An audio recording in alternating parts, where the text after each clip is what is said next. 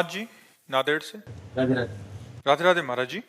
महाराज जी, प्रभु कृपा से सब कुछ ठीक है, कोई विशेष चिंता नहीं है, बट एक ओवर थिंकिंग की समस्या बनी रहती है और मन में हमेशा इसको ठीक करना है तो नाम जप शुरू कर दो। जहां व्यर्थ के विचार आते हैं, जहां इधर उधर की कल्पनाएं आती है, वहां नाम लिखना शुरू करो। राधा राधा राधा, बहुत सुंदर हो जाएगा, बहुत आनंद आ जाएगा। जहां ओवर थिंकिंग है वही नाम चला दो, जीवन सार्थक हो जाएगा। ये लोक परलोक सब मंगल में हो जाएगा। ठीक है, नाम चलाओ। नाम ही सब कुछ है। हमारे हर प्रश्न का उत्तर नाम है, हमारे जीवन की साधना का फल नाम है। हम सब संतों की वाणियों का सार बता रहे नाम है। जो नाम जप करेगा वो उतना ही महान बनेगा जितना अधिक नाम जप करेगा। हर समस्याओं का समाधान नाम है। आप नाम जप के देख लीजिए, जो होना होगा वो होके रहेगा, जो नहीं होना वो हो ही नहीं सकता। भगवान के सिद्धांत में मगन रहो, नाम जप करो, हर विपत्ति पर विजय प्राप्त करो नाम जप करके। जो चाहोगे वो प्राप्त हो जाएगा, जो चाहोगे। हमारी बात मान लो, नाम जप करो, कोई पैसा नहीं लगता, कोई कठिन नहीं। राम राम कहने में क्या कठिन, राधा राधा कहने में क्या कठिन, जो चाहोगे। तुलसीदास जी के चरणों में जब अकबर बादशाह ने ताज उतार के रखा ना, तो गोस्वामी जी के आंसू आ गए। तो बाद में संतों ने पूछा कि अकबर ने प्रणाम किया, इस आनंद के कारण आंसू आ गए? बोले नहीं, कि जब तुलसी राम का नहीं था तो मांगे कौर नहीं मिलता था, और आज राम का है तो बादशाह पैरों में ताज उतार के रख रहा है। तो ये बात समझना है, भगवान के नाम में, भगवान का हो जाने में जो जीवन का आनंद है वो किसी पद में नहीं। वो कितना भी बैंक बैलेंस कर लो नहीं, कितना भी सुख सामग्री एकत्रित कर लो, शांति नहीं मिलेगी। डॉक्टर देवराज जी, जयपुर से। राधे राधे महाराज जी। महाराज जी, ये मनुष्य जीवन अत्यंत दुर्लभ है और इसका परम लक्ष्य आत्म साक्षात्कार एवं परमात्मा की प्राप्ति है। इसके लिए कई मार्ग हैं, जैसे ज्ञान योग, भक्ति योग, कर्म योग तथा राजयोग आदि। इसमें ध्यान देना है, समस्त मार्गों का उद्देश्य परमात्मा प्राप्ति है। तो समस्त मार्गों का मुख्य साधन क्या है? चाहे कर्मयोग हो, चाहे ज्ञान योग हो, चाहे भक्ति योग हो, या जो भी योग, अष्टांग योग हो, सबका मुख्य साधन क्या है, मुख्य लक्ष्य क्या है, ये बात समझो। अष्टांग योग चित्त वृत्ति निरोधा सा योग, जो चित्त वृत्ति का निरोध कर दे, चित्त वृत्ति को रोक दे संसार में जाने से और परमात्मा में स्थित कर दे, उसे योगी कहते हैं ना। ज्ञान ब्रह्म सत्यम जगन मिथ्या, जो इस संसार के चिंतन को छोड़ करके चिंतन शून्य आत्मस्वरूप में रति कर ले, वो ज्ञानी। कर्मयोगी, शरीर के द्वारा संपूर्ण चेष्टा करते हुए भगवान का स्मरण करना, सच्चिदानंद भगवान का जो विश्व रूप भगवान है, सबकी सेवा करना और निरंतर भगवान के स्मृति में रहना। भक्त, भगवान के लिए संपूर्ण कर्म करना और भगवान की लीला गुण का गान करते हुए चित्त वृत्ति का निरंतर भगवदाकार कर देना। मुरारी पादार्पित चित्त वृत्ति। सब योग का फल एक ही आया ना, संसार का चिंतन छूट जाए और भगवान का चिंतन बन जाए। भगवान स्वयं कहते हैं, जो मेरा सतत प्रेम पूर्वक भजन करता है उसे मैं बुद्धि योग प्रदान करता हूं। भगवान के वचन है, भजताम प्रीति पूर्वकम ददामि बुद्धि योगम तम येन मामुपयांत थे तेषाम सतत युक्ता नाम। भगवान करे सतत युक्त होकर, भजताम प्रीति पूर्वकम तो ददामि बुद्धि योगम तम येन मामुपयांत। प्रेम पूर्वक राधा राधा, कृष्ण कृष्ण, राम राम राम।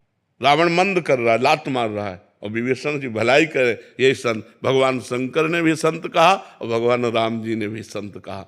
तो हम ये ना सोचे कि हम गृहस्थ में हैं, हमें भगवत प्राप्ति नहीं हो सकती, हम गृहस्थ में हम भगवान को प्राप्त नहीं कर सकते, ऐसा सिद्धांत नहीं। कर्म करो और भगवान के लिए करो और नाम जप करो, बस हो गई भगवत प्राप्ति। हम कर्म अपने लिए करते हैं तो उसमें पाप कर्म बन जाते हैं, और जब हम कर्म भगवान के लिए करेंगे तो वो कर्म निष्पाप होगा।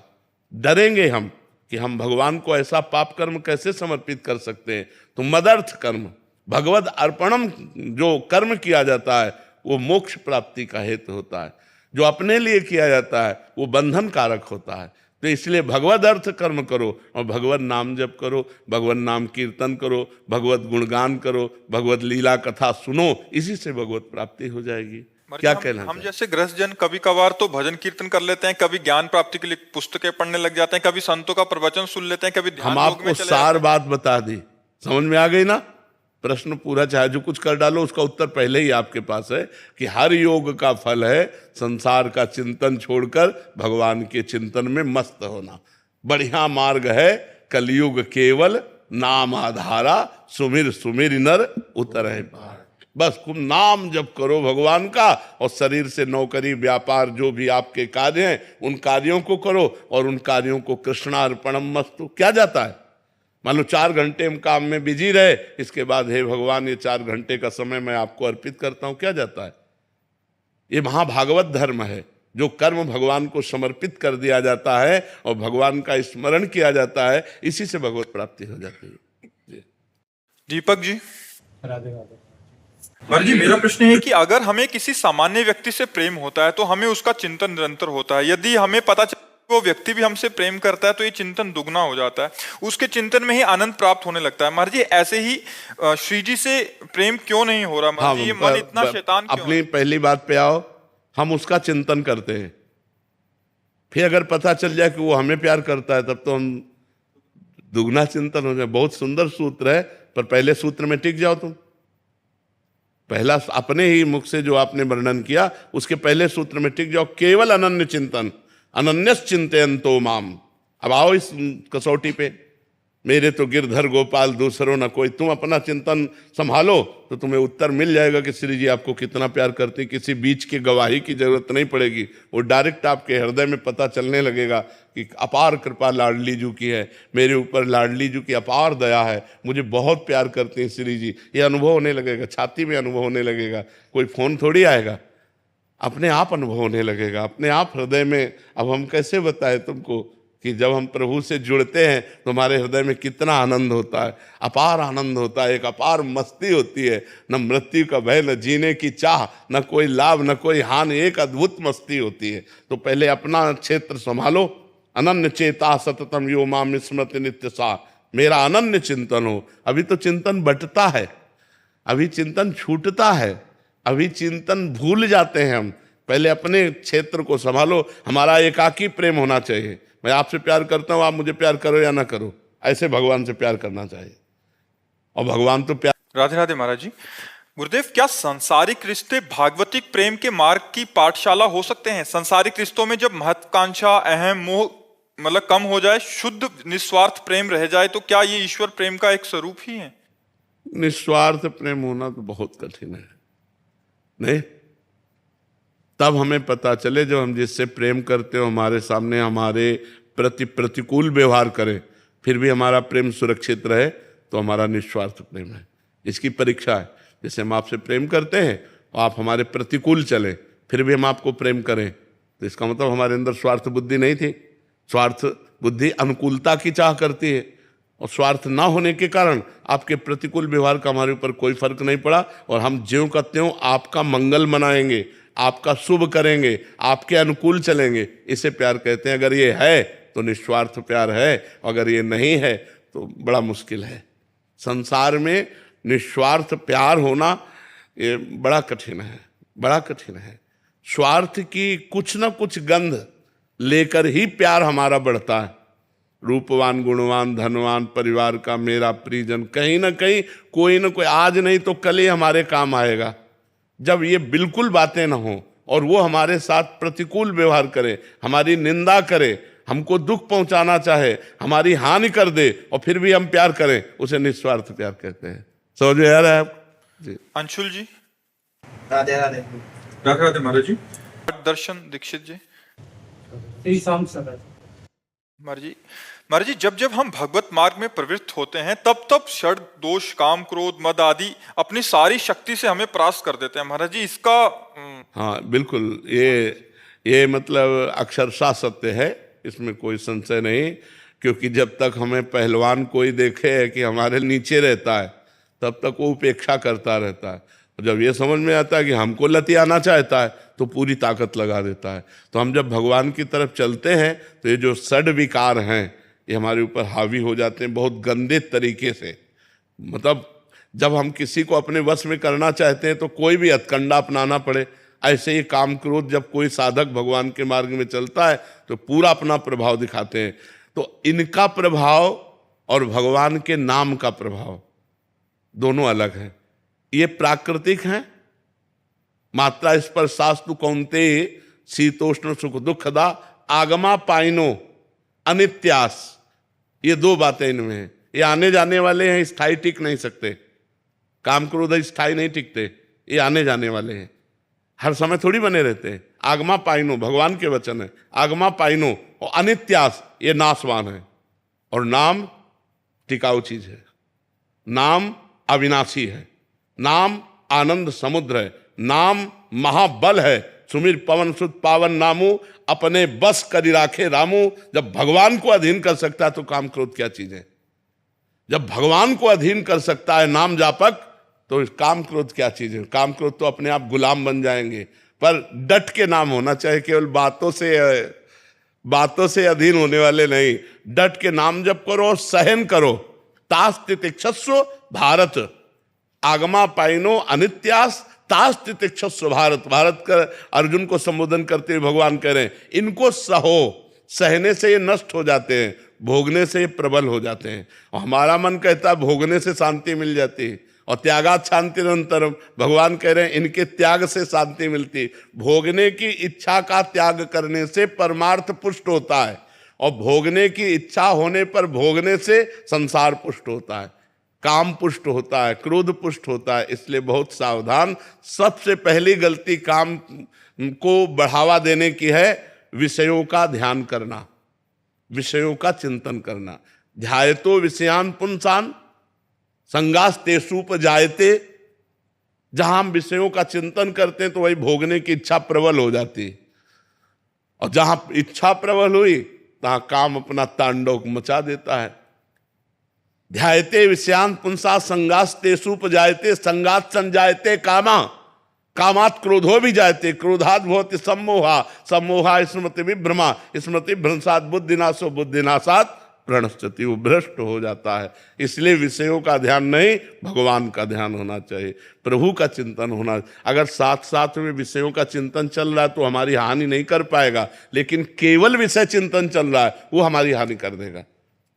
हम साधक को चाहिए कि जैसे विषय चिंतन चल रहा है, अब गुणों के वशीभूत अंतःकरण है, मान लो काम का चिंतन कर रहा है तो राम का चिंतन न छूटने पावे, तो काम हमारे ऊपर हावी नहीं हो पाएगा। और अगर भगवान का चिंतन छूट गया तो कहे हनुमंत विपत्ति प्रभु सोई जब तक सुमिरन भजन। ये बात पकड़नी चाहिए, हनुमान जी महाराज की है। जब सुमिरन भजन छूट गया उसी समय कोई न कोई माया फंसा लेगी। तो हमें नाम निरंतर जपना है। अनुराग जी महाराष्ट्र से। राधा वल्लभ श्री हरिवंश महाराज जी। हे गुरुदेव, आत्मा की पूर्ण शांति और परमात्मा में एकत्व की अवस्था को किस स्थिर रूप से अनुभव कर सकते हैं ताकि ये केवल ज्ञान ना रह जाए बल्कि मेरे प्रत्यक्ष अनुभव में आ जाए? देखो, जब तक इंद्रियों के भोगों में सुख मिलता रहेगा आपको, जब तक जगत के हर वस्तु व्यक्ति स्थान को आप सत्य मानेंगे, तब तक कभी भी आत्म स्वरूप की तरफ झांक भी नहीं सकते आप। बहिर्मुख वृत्ति से हम आत्मज्ञान प्राप्त नहीं कर सकते। आत्मज्ञान प्राप्त करने के लिए साधना है, लोक परलोक के भोगों से वैराग्य, सत असत वस्तु का विवेक, जितेंद्रिय, मनोनिग्रही, समाधान, परमात्मा में निरंतर चित्त की स्थिति, मुमुक्षुता में मुक्त हो जाऊं, तब तक के हाँ साधना के बिना। जैसे देखो, दूध में घी विराजमान है लेकिन आप पूड़ी नहीं बना सकते, पकवान नहीं बना सकते कि दूध में पकवान बना ले, उसी में घी विराजमान है, कैसे निकालोगे? उसकी प्रक्रिया है। जिसको ज्ञान है उस प्रक्रिया का ज्ञान जिससे है उसके पास जाओ और प्रक्रिया सीखो। दूध को औंटो, उबालो, दही जमाओ, दही को मथो, मक्खन निकालो, घी निकल आएगा।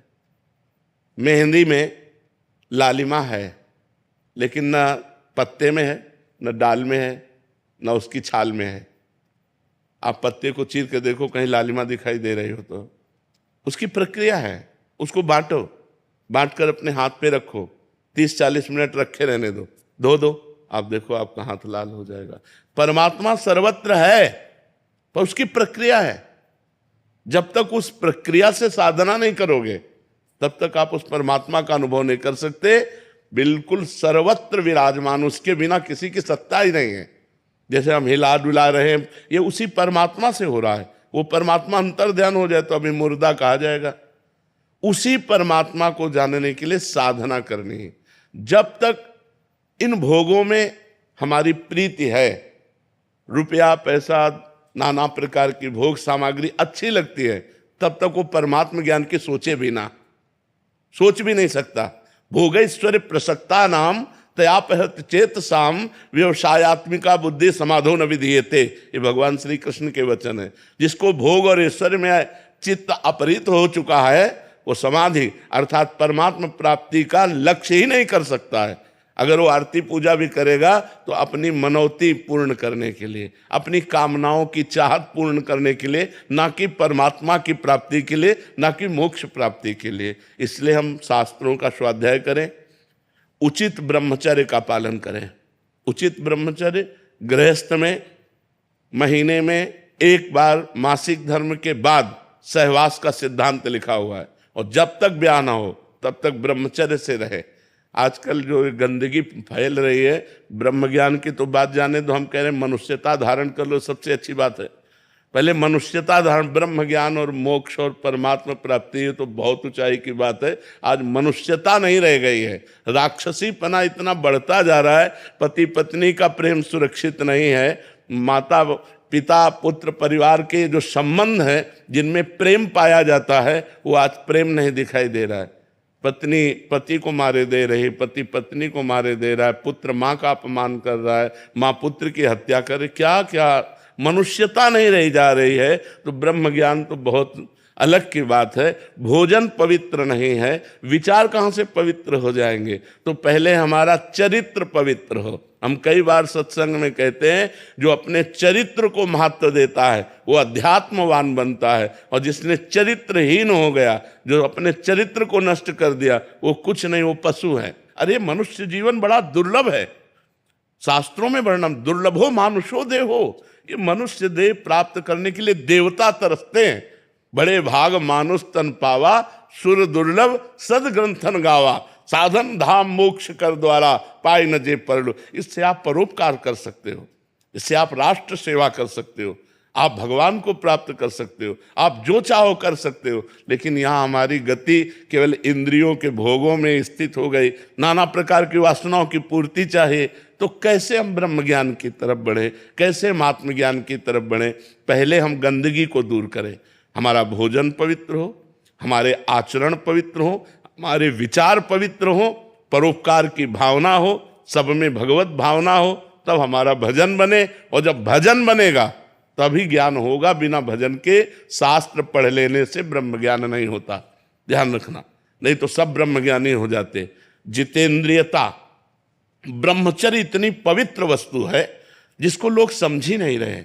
ब्रह्मचर्य से आपकी स्मृति बलवान होगी, आपका शरीर स्वस्थ रहे। तो अगर आप ब्रह्मचारी हो तो आपका विद्या अध्ययन, आपका विचार, आपकी स्मृति, आपकी पुष्टता, अब गंदे गंदे आचरण, गंदा गंदा भोजन, गंदा गंदा विचार, दूसरे को दुख पहुंचाने का जो चिंतन है वो हमें नष्ट किए दे रहा है। इसलिए हमें चाहे ब्रह्म ज्ञान तो छोड़ो, पहले आचरण पवित्र करो, पहले जितेंद्रीय बनो, मनोनिग्रही बनो। हम जहां चाहे वहां मन को लगा सकते हैं। अगर हम अपने आप में आ जाएं तो आप ढोल बजाओ, हमें कोई फर्क नहीं पड़ेगा। आप दुनिया की बातें करो, बस इतना समझ में आएगा कि आवाजें आ रही, बस उसका कोई चिंतन नहीं। अभ्यास योग युक्तेन चेतसा, हम जहां चाहे अपने चित्त को लगा दें, जहां चाहे अपने चित्त को रोक दें। अभ्यास योग युक्त, बचपन से जैसे अभ्यास किया ना, तो जहां चाहे वहां। ऐसा नहीं कि हम नाम जप कर रहे हो मन संसार में जा रहा है, ऐसा नहीं। अगर हम नाम जप कर रहे हैं तो बिल्कुल नाम में लगा हुआ है, एक मिनट भी कहीं इधर से उधर नहीं हो सकता, बिल्कुल निशाने पे रहेगा हर समय। तो अभ्यास योग युक्तेन चेतसा नान्यगामिना, भगवान कह रहे हैं ऐसा अभ्यास करो कि चित्त परमात्मा में स्थित हो और संसार की क्रियाएं शरीर से हो रही हो। क्रियाएं संसार की, मुख में हो राम नाम, राम तेरे हाथ में, बंदे तू अकेला ना है, राम तेरे साथ में। तन से कर्म करो विधि नाना, और मन रखो जहां कृपा निधाना। भगवान में मन रखा हुआ है, सा वही मना कृष्ण पदार विंदयो, और शरीर से क्रियाएं हो रही, इससे बड़ा ब्रह्मज्ञानी क्या हो सकता है? जो भगवान का चिंतन कर रहा है और शरीर से धर्म पूर्वक क्रियाएं कर रहा है, वही तो ज्ञानी है। आज ज्ञान की बातें बघारी जाती हैं, बड़ी बड़ी बातें की जाती है, और चिंतन होता है रुपए का, चिंतन होता है मान प्रतिष्ठा का। क्या ज्ञान, क्या ज्ञान?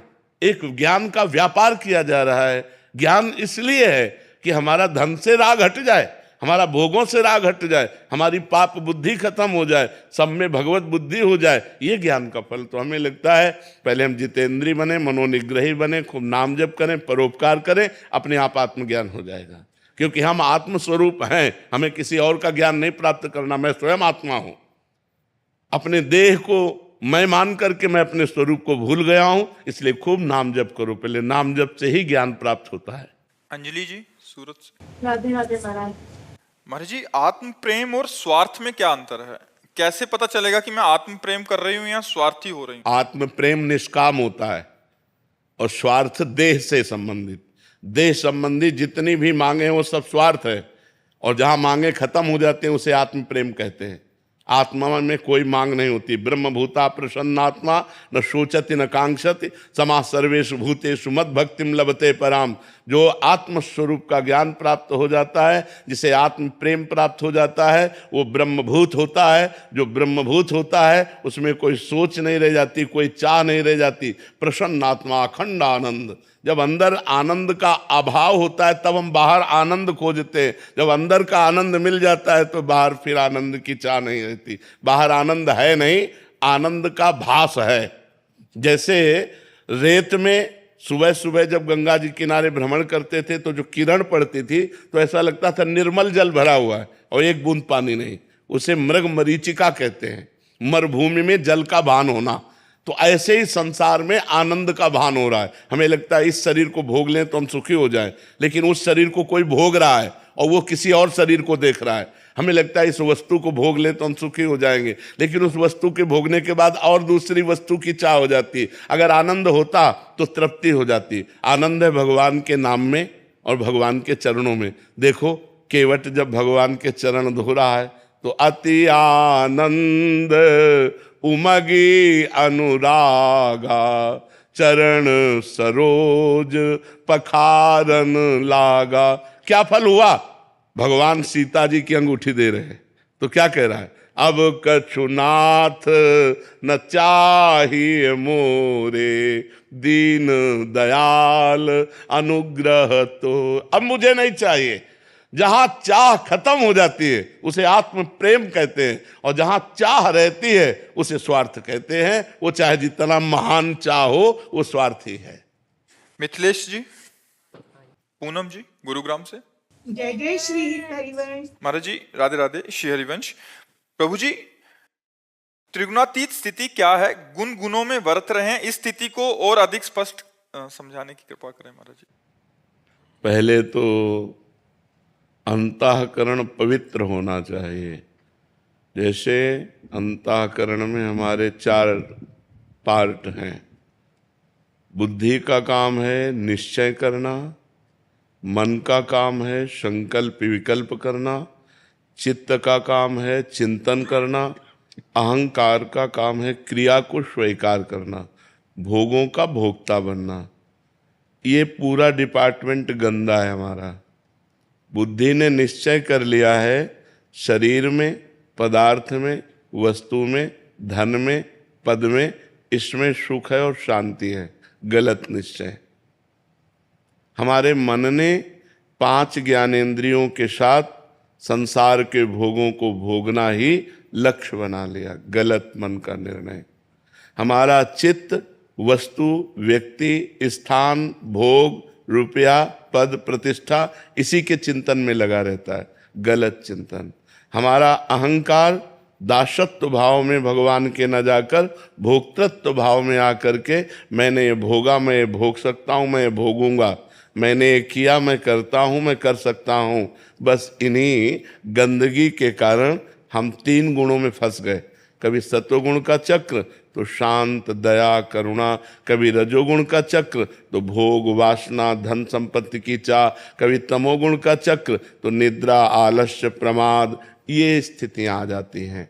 जब हम निरंतर भगवान का नाम जप करते हैं, हमारा निश्चय एक होता है कि परमात्मा के सिवा सब असत्य है। जैसे हमारा ये शरीर है, किसी पद में है, कुछ भी व्यापार, नौकरी, धन संपत्ति के लिए जो हम कर रहे हैं, जो भी धन संपत्ति प्राप्त हो रही है, जो भी हम भोग रहे हैं, एक स्वाप्निक है। अभी शरीर छूटा, आपका पद गया, बैंक बैलेंस यहीं रहेगा, परिवार छूट गया, केवल आप निकल करके गए और आपके साथ जो पाप और पुण्य सामग्री है वो, अब इसके बाद हमें कौन सी योनि में डाला जाएगा हमें कुछ पता नहीं। ये गुणों के चक्र में हमारा बार बार जन्म, बार बार मरण, बार बार माँ के गर्भ में जाना, बार बार कर्मों के चक्र में फंस के भोग भोगना, यही चला आ रहा है अनादिकाल से। अब हमें अवसर मिला है मनुष्य जन्म में कि हम इस चक्र को सुधार सकें। पूरा काट दें ये तो कोई महापुरुष काट सकता है, सुधार सकें। अब हमारे द्वारा ऐसे पापाचरण ना बने जिसके कारण हमारी दुर्गति हो। हम सबसे अच्छी योनि में आ गए हैं, मनुष्य योनि। अब हमारे द्वारा ऐसे आचरण ना हो कि हम सुअर कुत्ता बने जाके, भूत प्रेत बने जाके। हमें कम से कम पुनः मनुष्य शरीर मिले, हम पुनः अपने राष्ट्र की सेवा कर सके, पुनः हम भगवान का भजन करके सुख और शांति को प्राप्त कर सकें। तो ये जो गुणों का चक्र है, इस चक्र से हम तब मुक्त होते हैं जब 3 शरीरों से हमारा राग खत्म हो जाता है। स्थूल शरीर, इसके अंदर है सूक्ष्म शरीर, उसके अंदर है कारण शरीर, और सबके प्रकाशक तत्व के रूप में आत्मा विराजमान है। जब हम अपने आत्मस्वरूप का ज्ञान प्राप्त कर लेते हैं, तीनों शरीरों के राग से मुक्त हो जाते हैं, तो हम त्रिगुणातीत हो जाते हैं। और जो त्रिगुणातीत हो जाता है उसका लक्षण होता है, वो मान रहित होता है, वो मोह रहित होता है। कोई भी विषय भोग सामने उपस्थित होने पर भोगने की इच्छा नहीं होती, निरंतर आत्मस्वरूप के चिंतन में मगन रहता है। विनिवृत्त कामा, समस्त कामनाएं उसकी शांत हो जाती हैं।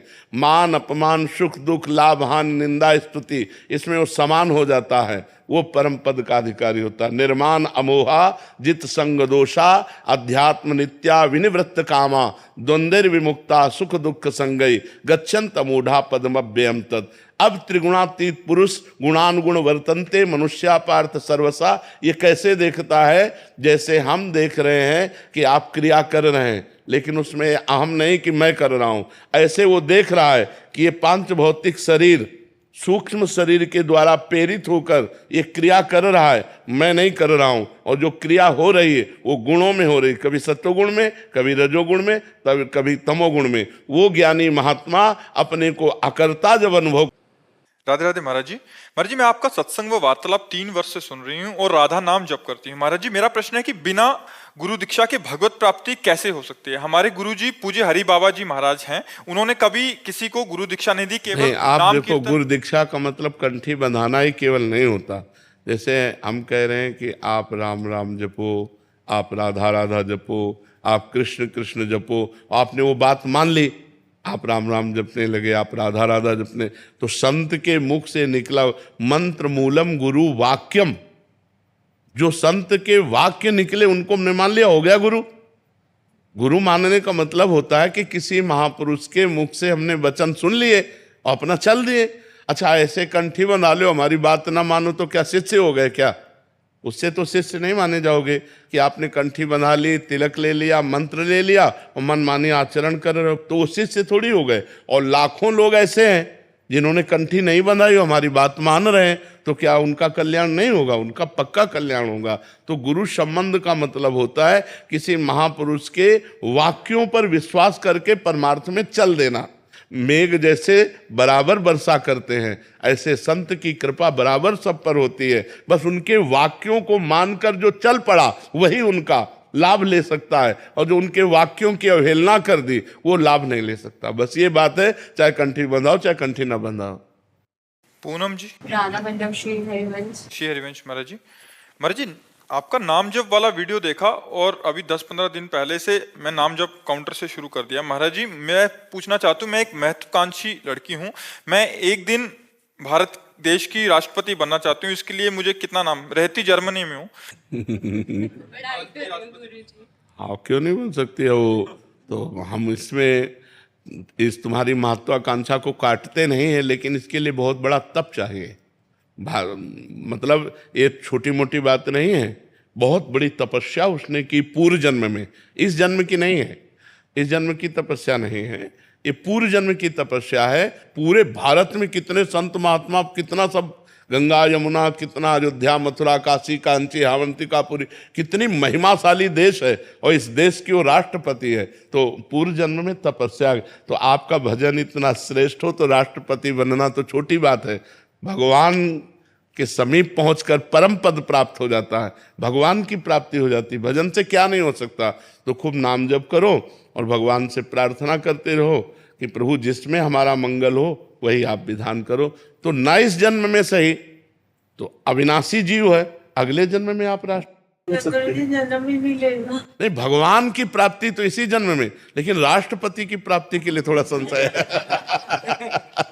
जगतपति तो मिल सकता है, पर ये सांसारिक पद है ना, जगतपति चाहिए, जगतपति चाहिए। जगतपति के तो मिलने के लिए बिल्कुल सरल रास्ता है, आर्त भाव से पुकारो। भगवान स्वयं गीता जी में कहते हैं, अनन्य चेता सततम यो माम स्मृति नित्यसा तस्याहम सुलभा पार्थ।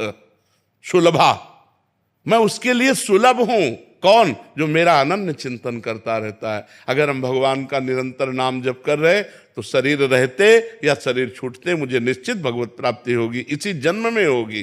खूब नाम जप करो। मुदित जी, फरीदाबाद। राधे राधे बाबा। राधे राधे महाराज जी। महाराज जी, हमें दूसरों की सहायता करनी चाहिए अगर वो शास्त्र विद नहीं है तो, परंतु महाराज जी क्या अपने कार्यों को रोककर दूसरों की सहायता सही है?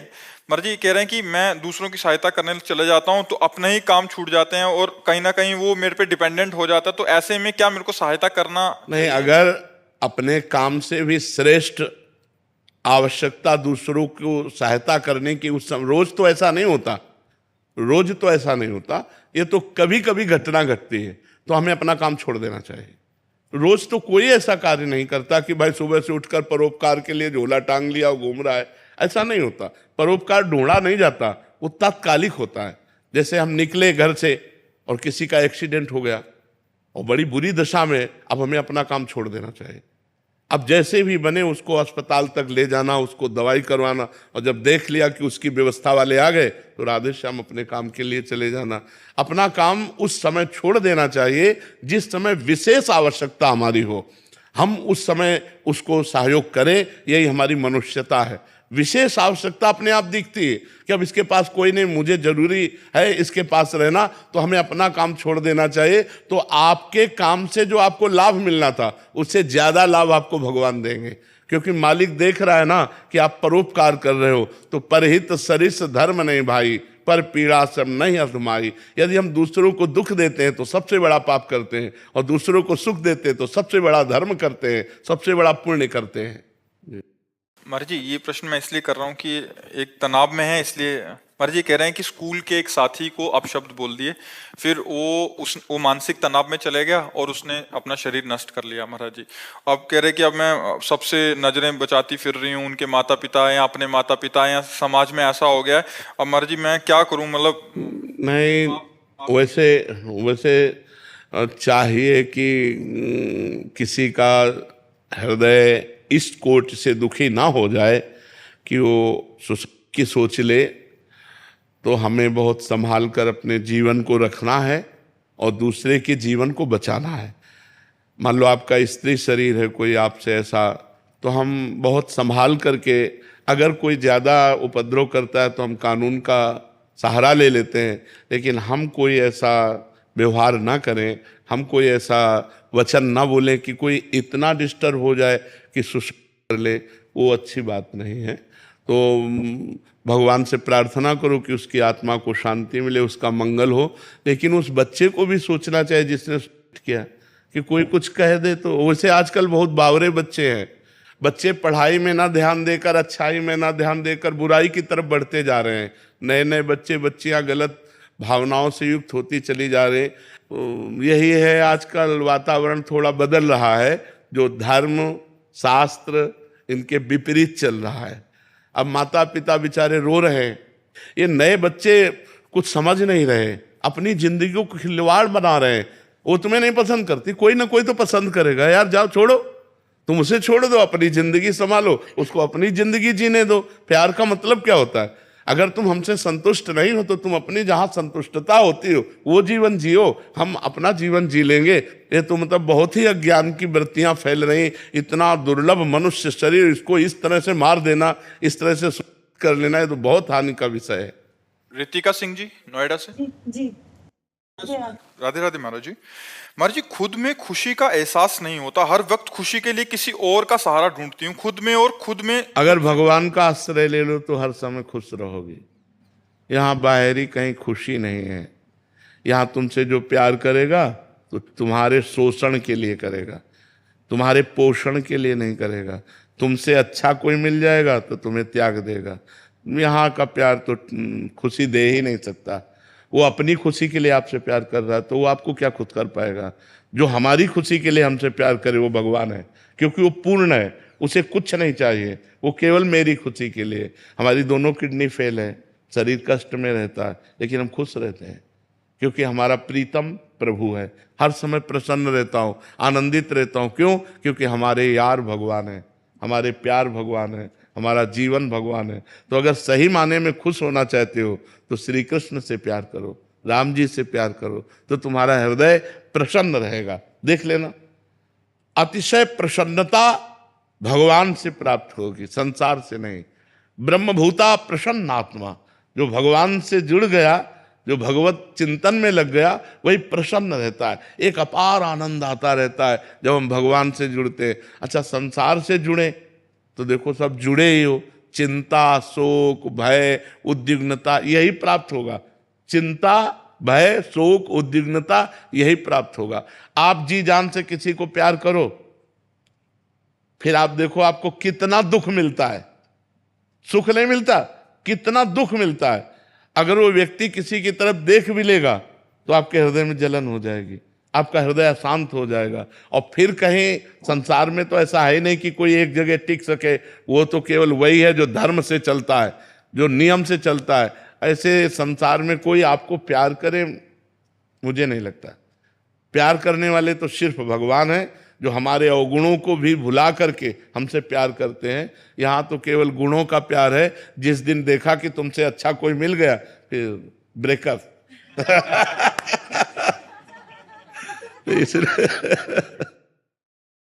जूही जी नहीं। राधे राधे महाराज जी, आपके चरणों में कोटि कोटि प्रणाम। महाराज जी, रात को सोते समय मृत्यु का सा डर लगता है महाराज जी, नाम भी लेती हूँ बट भय जा नहीं रहा महाराज जी, क्या? वैसे ये भय बहुत अच्छा है। किसका है ये भय? हमें तो बहुत अच्छा लगता है कि अगर हम भयभीत हैं तो भगवान का चिंतन होगा, भगवान का आश्रय होगा, संसार का आश्रय छूटेगा। भय तो बहुत अच्छी चीज़ है, हमें भय अच्छा लगता है। संसार से भय लगना, मृत्यु से भय लगना, किसी पर विश्वास ना होना, कोई धोखा कर सकता है, तो ये सब जब हमारे अंदर आ जाएगा तो एक जगह टिक जाएंगे हम। भगवान का विश्वास, भगवान का बल, तो हम निर्भय हो जाएंगे। तो उस समय भगवान का चिंतन करते हुए सो, क्योंकि भगवान ही निर्भय करने वाले हैं। और सच्ची अच्छी बात है, हम इसका निषेध नहीं करते, क्योंकि पता नहीं सो के उठे कि ना उठे, है ना। सोने में सोते सोते ही दिल फेल हो जाते हैं, पता नहीं उठ पाए कि ना उठ पाए। बड़ा जीवन संकट में है, बड़ा जीवन संकट में, पता नहीं जीवन साथी कैसा मिले, बड़ी समस्याएं हैं। मान लो जिस जीवन साथी को हमने अपना प्राण प्रिय माना, वही जीवन साथी हमारे साथ धोखा कर जाए, कब कहाँ क्या हो जाए, क्या भरोसा। बड़ा अपने पले हुए परिवार को छोड़ करके अनजाने परिवार में जाना, तो हमें लगता है बहुत प्यार सम्मान से लड़की को रखना चाहिए। लड़की को चाहिए कि अपने पति को भगवत भाव से देखे, बड़ा प्यार सम्मान करना चाहिए। आजकल ये सब बातें किताबों में लिखी केवल रह रही हैं, वर्तमान में तो दिख नहीं रही हैं। वर्तमान बोले हम शुरू हो गए हैं। हाँ, अगर एक एक सुधरेगा तो सब सुधर जाएंगे, एक एक सुधरे ना तो सब सुधर जाएंगे। आज वातावरण बहुत गंदा हो रहा है, तो हमें लगता है अगर हम भगवान का नाम जप करें, भगवान की कथाएं सुने, संतों का संग करें, तो हमारी बुद्धि पवित्र हो, इन सब बातों से हटे और भगवान का चिंतन करें तो हम निर्भय हो सकते हैं। भगवान के चिंतन से निर्भय हो सकते हैं, दूसरा कोई ऐसा नहीं जो हमें निर्भय कर सके। अपने आप में भय होना अच्छी बात है, क्योंकि ये भय ही हमें भगवान तक ले जाएगा।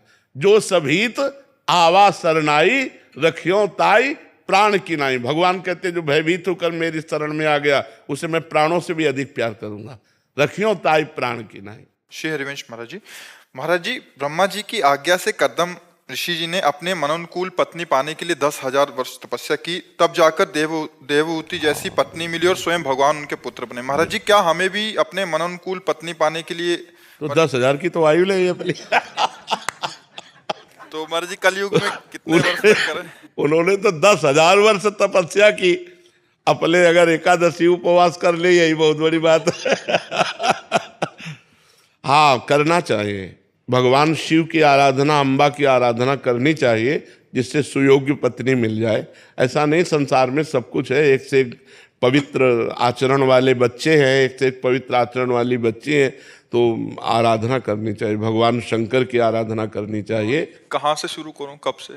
आज से शुरू कर दो। 3 साल से जुड़ा हूँ निरंतर नाम जप करने पर। हाँ, पत्नी के लिए ले, भगवान